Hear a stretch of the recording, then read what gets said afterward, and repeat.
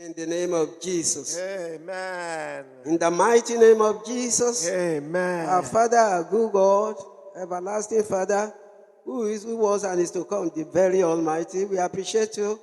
We honor you for this privilege, for this opportunity that we are before you to listen to your word. Lord, our Father, as the word will be pouring forth, let the word of grace pour forth with healing in his wings in Jesus' name. Amen. With salvation in his wings in Jesus' name. Amen. With blessings galore in his wings in Jesus' name. Amen. Both speakers and hearers, may we all inherit the kingdom of God. Amen. In Jesus' mighty name we pray. Amen. The topic of our sermon is strive diligently to be among the overcomers.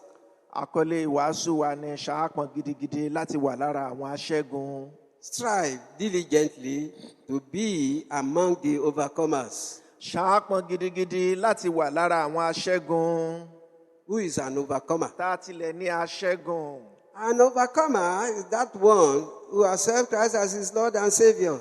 Aṣẹ́gun ni ẹni náà tí ó gba Jésù Kristi ní Olúwa àti Olùgbàlà rẹ̀. That tells you point blank that anybody who does not believe in Christ can never overcome. Èyí sọ fún wa láì fepo bọyọ̀ wípé ẹni tí kò bá gba Jésù Kristi ní Olúwa àti Olùgbàlà rẹ̀ kò lè jẹ́ aṣẹ́gun. And when you've accepted Jesus Christ as your Lord and Savior, you must conform perfectly to all his commandments and precepts. Nígbà tí o bá sì ti gba Jésù Kristi ní Olúwa àti Olùgbàlà rẹ̀ tán, o gbọ́dọ̀ máa mú gbogbo àṣẹ àti ìlànà rẹ̀, o gbọ́dọ̀ máa mú wọn ṣẹ. And in order to overcome, you must not dance to the tune of Satan and the world.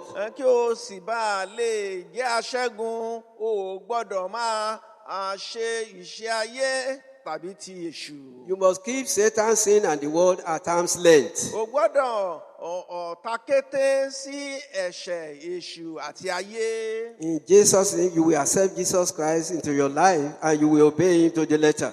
Lórúkọ Jésù, ó gba Jésù Kristi ní Olúwa àti Olùgbàlà rẹ̀, ó sì takété sí èṣù, ẹ̀ṣẹ̀ àti ayé. Matthew, only Jesus can save. Kí ẹ kíyèsí o, Jésù Kristi nìkan ṣoṣo ló lè gbàlà. In Acts 4:12, we are told us, neither is there salvation in any other, but there is none other name under heaven given among men whereby we must be saved. Ìwé Ìṣe àwọn Àpọ́sítélì orí 4 ẹsẹ̀ 12 sọ fún wa báyìí pé kò sí ìgbàlà lọ́dọ̀ ẹlòmíràn nítorí kò sí orúkọ mìíràn lábẹ́ ọ̀run tí a fi fúnni lábẹ́ ènìyàn nípa èyí tí a lè fi gbà wá là. Let this be very, very clear to you. Ẹ jẹ́ kí eléyìí kó yé yín yékéyéké. That on your carnal strength and praise and power, you cannot overcome. Wípé ní ìdákọ́ńkọ́ agbára tiyín àti ìmọ̀ọ́ṣe yín ẹ̀ lè jẹ́ aṣẹ́gun. You need the assistance of Jesus Christ to help you out. Ẹ nílò ìrànlọ́wọ́ Jésù Kristi láti ràn yín lọ́wọ́. If you want to overcome. Àníṣe tẹ́ ẹ bá fẹ́ jẹ́ aṣẹ́gun. Let us know the declaration of Jesus on this assertion. Ẹ jẹ́ ká kíyèsí ohun tí Jésù Kristi wá sọ nípa eléyìí. As reflected in John 15 verse 5. Bí a ti kọ́ nínú ìwé Jòhánù orí 15 ẹsẹ̀ 5. Where Jesus said there indoors, I am the vine, ye are the branches. He that abideth in me, and I in him, the same bringeth forth much fruit, for without me ye can do nothing. Níbẹ̀ ni Jésù Kristi sọ báyìí pé èmi ni àjàrà, ẹ̀yin ni ẹ̀ka, ẹni tí ń gbé inú mi tí èmi sì ń gbé inú rẹ̀, ó ní yóò so èso ọ̀pọ̀lọpọ̀ nítorí ní yíya ara yín kúrò lọ́dọ̀ mi ẹ kò lè ṣe ohunkóhun. Therefore, the Lord Jesus wants you to overcome. Nítorí náà, Jésù Kristi Olúwa wa ó fẹ́ kẹ́ ẹ jẹ́ aṣẹ́gun. He is calling you now at this nick of time. Ó ń pè yín ní àkókò tá a wà yìí. Answer the clarion call and accept it so that he may strengthen you to overcome. Nítorí náà, ẹ gbọ́ kẹ́sì gba ìpè tantan náà kí ẹ bá lè jẹ́ aṣẹ́gun. No doubt you are hard pressed, you are sun-beaten, you are tortured, you are tormented, pummeled to the highest degree, but come unto him who can rescue you. Bí ó tilẹ̀ jẹ́ wípé a jẹ ọ́ níyà, a pọ́n ọ lójú, a fi ẹ̀tọ́ rẹ dùn ọ́, ìwọ sáà wá sọ́dọ̀ Jésù Kristi, ẹni tí ó ràn ọ́ lọ́wọ́. Let us listen to the clear clarion call of Jesus as couched in Matthew 11:28 to 29. Ẹ jẹ́ ká tẹ́tí sí ìpè tantan Jésù Kristi Olúwa wa bí a ti kọ nínú ìwé Mátíù orí 11 ẹsẹ̀ ìkejìdínlọ́gbọ̀n sí ìkọkàndínlọ́gbọ̀n. Come unto me, all ye that labor and are heavy laden, and I will give you rest. Take my yoke upon you, and learn of me, and meek and lowly in heart, and ye shall find rest unto your souls. Ẹ wá sọ́dọ̀ mi gbogbo ẹ̀yin tí ń ṣiṣẹ́ tí a sì di ẹrù wúwo lé lórí, èmi ó sì fún yín ní ìsinmi. Ẹ gba àjàgà mi sí ọrùn yín, kí ẹ sì máa kọ́ ẹ̀kọ́ lọ́dọ̀ mi, nítorí onídùútútù àti onírẹ̀lẹ̀ ọkàn ní èmi, ẹ̀yin ó sì rí ìsinmi fún ọkàn yín. It is in your interest to heed that clarion call. Fún àǹfààní ara rẹ ni o láti gbọ́ kó o sì gba ìpè tantan yẹn. You cannot overcome if you don't come unto Christ. O lè jẹ́ aṣẹ́gun tó o bá wá sọ́dọ̀ Kristi. Whoever fails to accept Jesus Christ as his Lord and Savior will be lost and be lost forever and ever. Ẹnikẹ́ni tó bá kọ̀ láti wá sọ́dọ̀ Jésù Kristi tí kò lè jẹ́ aṣẹ́gun yóò sì sọnù, yóò ṣègbé títí láéláé. So the first step to overcome is to accept Jesus Christ. Nítorí náà ìgbésẹ̀ àkọ́kọ́ láti jẹ́ aṣẹ́gun ni pé gba Jésù ní Olúwa àti Olùgbàlà And it rẹ. is those who believe in Jesus that will be saved. Àwọn tó gba Jésù Kristi gbọ́ nìkan ṣoṣo ni a ó gbàlà. And the period of grace is about to close. It's very, very limited indeed. It's very, very short time we have to repent. Repent now. Come unto Jesus so that you may be saved. Kò sì sí àkókò mọ́, àkókò tó kù ó kéré jọjọ fún ọ láti gbé ìgbésẹ̀ náà, láti ṣe ìpinnu náà. Nítorí náà má dóni dọ́là, wá gba Jésù Kristi lónìí kó lè di aṣẹ́gun. In John 3:18 we are told, he that believeth in him, that is in Jesus, is not condemned. For he that believeth not is condemned already, because he had not believed in the name of the only begotten Son of God. Ìwé Jòhánù orí 3 ẹsẹ̀ 18 ó ní ẹni tí ó bá gbà á gbọ́, ìyẹn Jésù Kristi, a kò ní dá a lẹ́jọ́, ṣùgbọ́n a ti dá ẹni tí kò bá gbà á gbọ́ lẹ́jọ́ náà, nítorí pé kò gba orúkọ ọmọ bíbí kan ṣoṣo tí Ọlọ́run gbọ́. To reject Christ is to lose and go unto perdition. Ẹni tó bá ti kọ̀ Jésù Kristi ó túmọ̀ sí pé ó fẹ́ máa lọ sí inú ègbé. Therefore, children of God, come unto Jesus, strive diligently to be among the overcomers. Nítorí náà ẹ̀yin ọmọ Ọlọ́run ẹ làkàkà láti jẹ́ aṣẹ́gun, ẹ wá sọ́dọ̀ Jésù Kristi. So that you may not go unto perdition. Kí ẹ má bàa lọ sí inú ègbé. In John 3:19 to 20, we are told thus, and that is the condemnation, that light is come unto the world, and men love darkness rather than light, because their deeds were evil. For everyone that doeth evil hated the light, neither cometh unto the light, lest his deeds will be reproved. So those who do not come unto Christ, they are wicked. That's the reason why they've not come, and they will perish forever. You will not be among them in Jesus' name.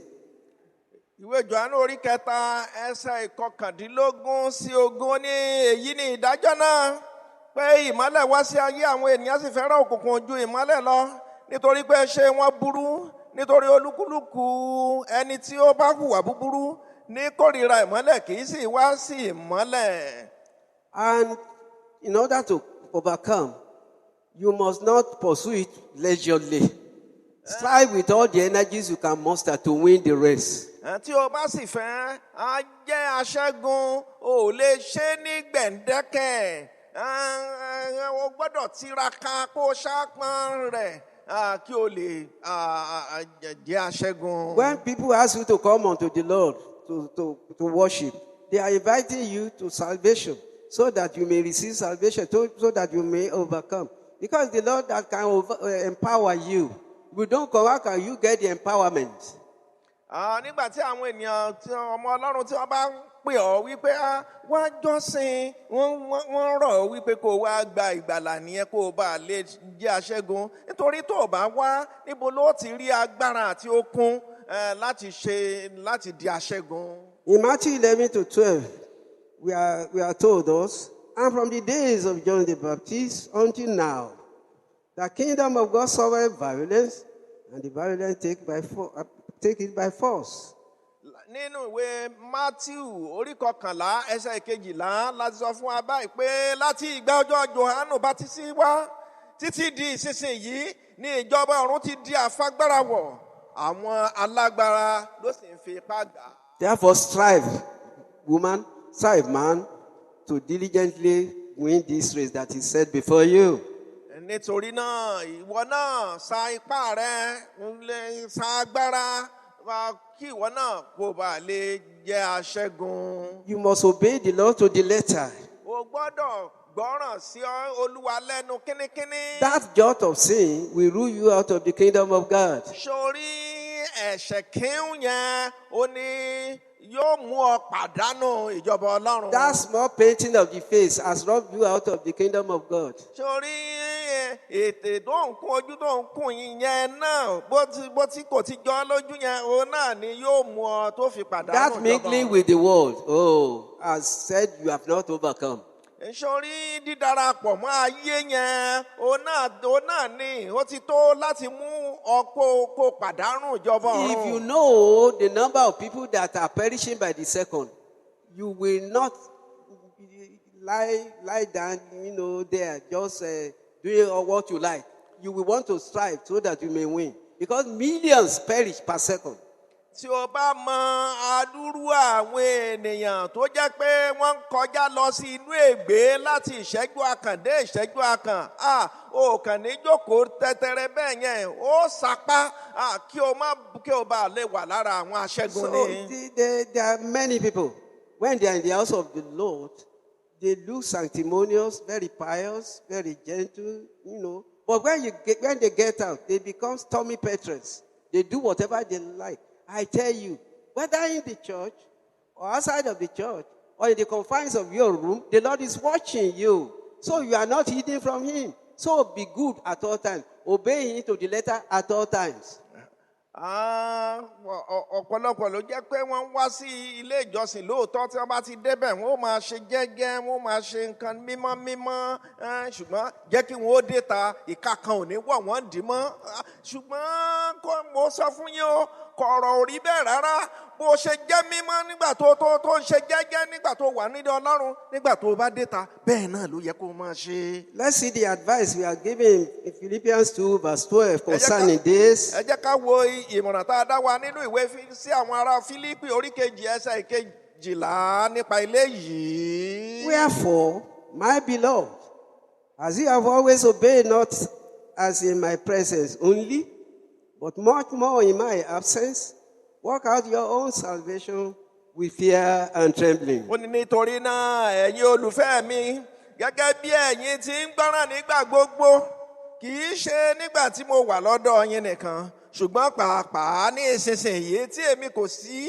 ẹ máa ṣiṣẹ́ ìgbàlà yín yọrí pẹ̀lú ìbẹ̀rù àti ìwárìrì. Whoever wants to win his race must not get bogged down with the vanities and vagaries of the world. Ẹni tó bá fẹ́ sá aré ìje rẹ̀ ní àsáyege kò ní máa mọ̀ọ́kàn nínú àwọn nǹkan òfúùtù fẹ́ tẹ ayé yìí. I tell you point blank, without mincing words, the world is vanity upon vanity.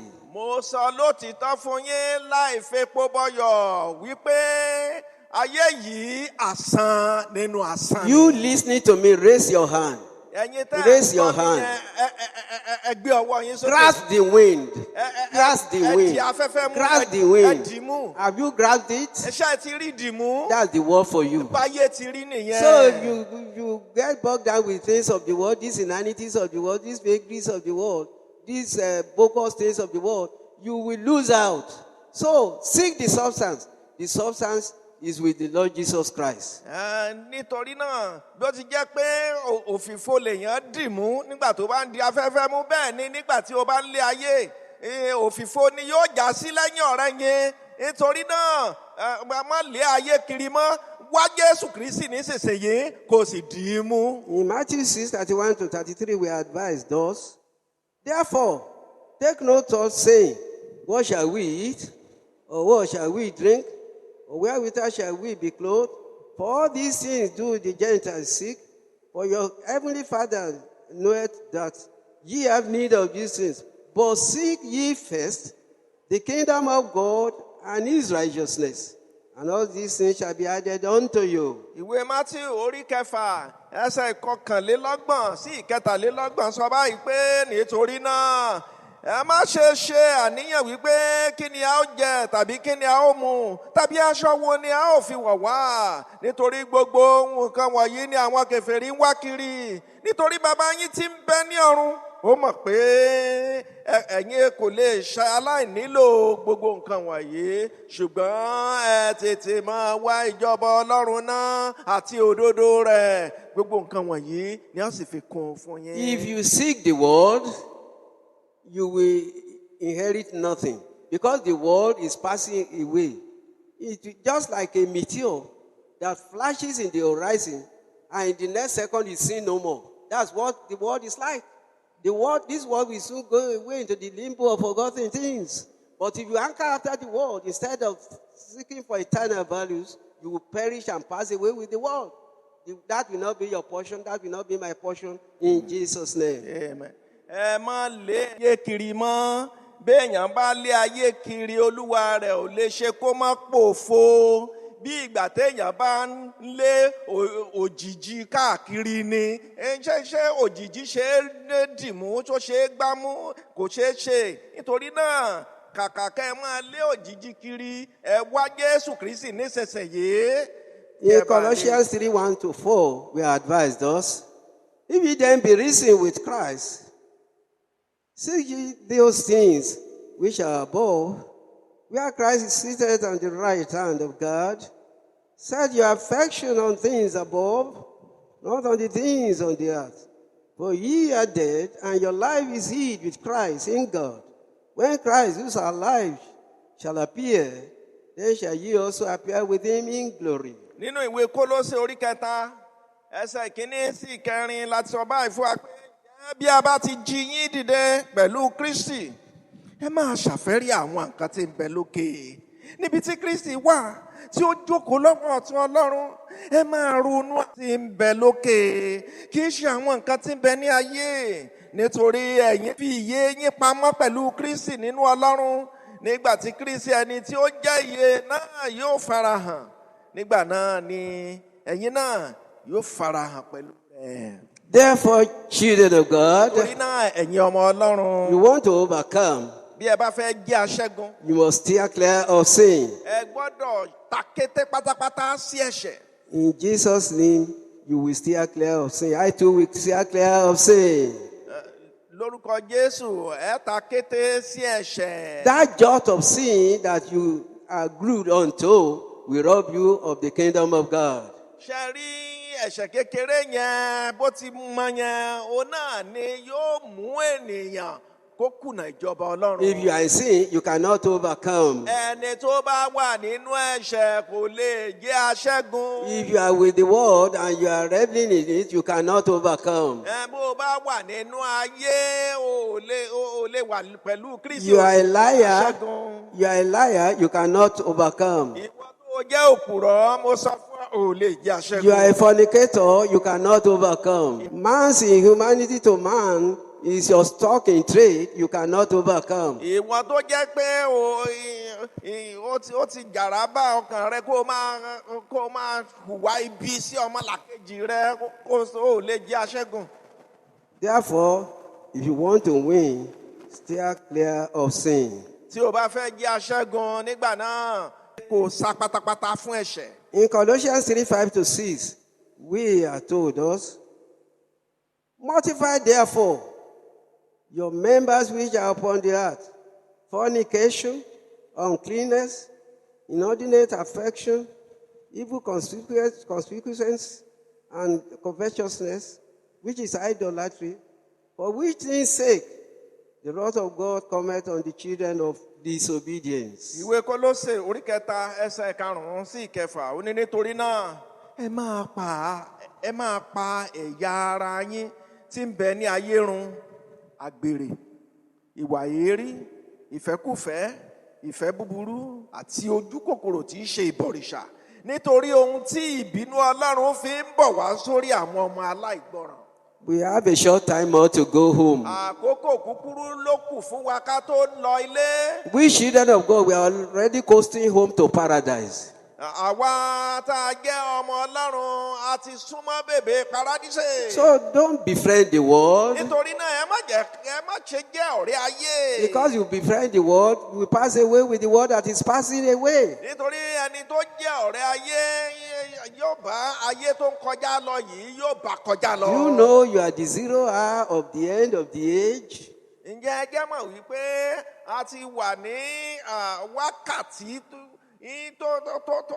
tó parí nínú gbogbo wákàtí tí ń bẹ nínú ayé. Let's see the counsel we are giving for John 2:15-17. Ẹ jẹ́ ká wo nǹkan tí wọ́n sọ fún wa nínú ìwé Jòhánù kínní orí kejì ẹsẹ̀ kẹẹ̀ẹ́dógún sí kẹtàdínlógún. If you want to overcome, heed the advice. Bí o bá fẹ́ jẹ́ aṣẹ́gun, ìwọ mú ìmọ̀ràn tí a dá wa níbẹ̀ yẹn lò. Love not the world, neither the things that are in the world. If any man love the world, the love of the Father is not in him. For all that is the world, the laws of the flesh, and the laws of the eyes, and the pride of life is not of the Father, but is of the world. And the world passeth away, and the laws thereof, but he that doeth the will of God abideth forever. Ìwé Jòhánù kínní orí kejì ẹsẹ̀ kẹẹ̀ẹ́dógún sí kẹtàdínlógún. Ó ní ẹ má ṣe fẹ́ràn ayé tàbí ohun tí ń bẹ nínú ayé. Bí ẹnikẹ́ni bá fẹ́ràn ayé, ìfẹ́ Baba kò sí nínú rẹ̀. Nítorí ohun gbogbo tí ń bẹ nínú ayé, ìfẹ́kúfẹ̀ẹ́ ara, ìfẹ́kúfẹ̀ẹ́ ayé àti ìfẹ́kúfẹ̀ẹ́ ojú àti ìríra ayé kì í ṣe ti Baba bí kò ṣe ti ayé. Ayé yìí sì ń kọjá lọ àti ìfẹ́kúfẹ̀ẹ́ rẹ̀. Ṣùgbọ́n ẹni tí ó bá ń ṣe ìfẹ́ Ọlọ́run ni yóò dúró láéláé. You, my listeners, Ẹ̀yin olùgbọ́ mi. run the straight race like Paul did, and he won his race and he overcame. And we will soon read the gain that accrued to him for winning. Ẹ sá eré ìje yín bí Paul ti sá eré ìje náà tó sì yege tó sì gba oríṣiríṣi àwọn adé àti ìràwọ̀. Ẹ jẹ́ ká wo bí wọ́n ti In 2 Timothy 4:7-8. Nínú ìwé Tímótì kejì orí kẹrin ẹsẹ̀ keje sí ìkẹjọ. Paul declared therein thus: I fought a good fight. I finished my course. I've kept the faith. Therefore, there is laid up for me a crown of righteousness, which the Lord, the righteous judge, shall give to me at that day, and not to me only, but unto all them also that love his appearing. Paul sọ báyìí pé èmi ti ja ìjà rere, èmi ti parí eré ìje mi, èmi ti pa ìgbàgbọ́ mọ́ láti ìsinsìnyí lọ, a ti fi adé òdodo lélẹ̀ fún mi tí Olúwa onídàájọ́ òdodo yóò fún mi ní ọjọ́ náà.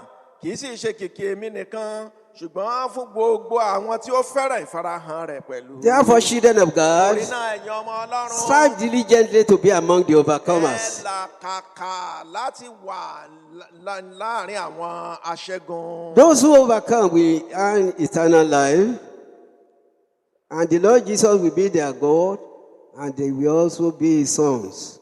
Àwọn tí wọ́n bá jẹ́ ti Ọlọ́run, wọ́n máa jẹ́ ọmọ Ọlọ́run, yóò máa jẹ́ Ọlọ́run wọn. Those who overcome Àwọn tí ó bá jẹ́ aṣẹ́gun, will earn eternal life. wọ́n ní ìyè ayérayé. The Lord Jesus will be their God. Olúwa Jésù yóò jẹ́ Ọlọ́run wọn. and they will be his sons. Bẹ́ẹ̀ ni àwọn náà yóò sì jẹ́ ọmọ. How is this expressed in Revelation 21:6-7? Báwo ni a ti kọ eléyìí nínú ìwé ìfihàn orí 21 ẹsẹ̀ 6 sí 7? And he said to me, that's Jesus talking. And he said to me, it is done. I am Alpha and Omega. That means there's nobody that is higher than him. The beginning and the end. I will give unto him that is athirst of the fountain of the water of life freely. He that overcometh shall inherit all things. And I will be his God, and he will be my son. Ó ní Jésù Kristi ó sì sọ máa ó sì wí fún mi pé ó parí. Èmi ni Alpha àti Omega, ìpilẹ̀ṣẹ̀ àti òpin. Èmi ó sì fi omi fún ẹni tí ó ń gbẹ láti orísun omi ìyè lọ́fẹ̀ẹ́. Ẹni tí ó bá ṣẹ́gun ni yóò jogún nǹkan wọ̀nyí. Èmi ó sì máa jẹ́ Ọlọ́run rẹ̀. Òun ó sì máa jẹ́ ọmọ. Therefore, children of God, strive diligently to be among the overcomers. Nítorí náà, ẹ̀yin ọmọ Ọlọ́run ẹ làkàkà láti jẹ́ aṣẹ́gun. If you overcome, you will reign with Christ. Bí o bá jẹ́ aṣẹ́gun, ó jọba pẹ̀lú Kristi. Let's see the nature of that reign as recorded in Revelation 2:26-28. Ẹ jẹ́ ká wo bí ìjọba náà yóò ti rí bí a ti kọ nínú ìwé ìfihàn orí kejì ẹsẹ̀ ìkẹrìndínlọ́gbọ̀n sí ìkejìdínlọ́gbọ̀n. And he that overcometh and keepeth my works unto the end, to him will I give power over the nations, and he shall rule them with a rod of iron. As the vessels of potter shall they be broken in shivers, even as I received of my Father, and I will give him the morning star. May we be among those who will receive the morning star. Amen. Amen. Ó ní ẹni tí ó bá sì ṣẹ́gun àti ẹni tí ó bá. We believe the Lord has brought you salvation, healing, deliverance, and prosperity through this message. If the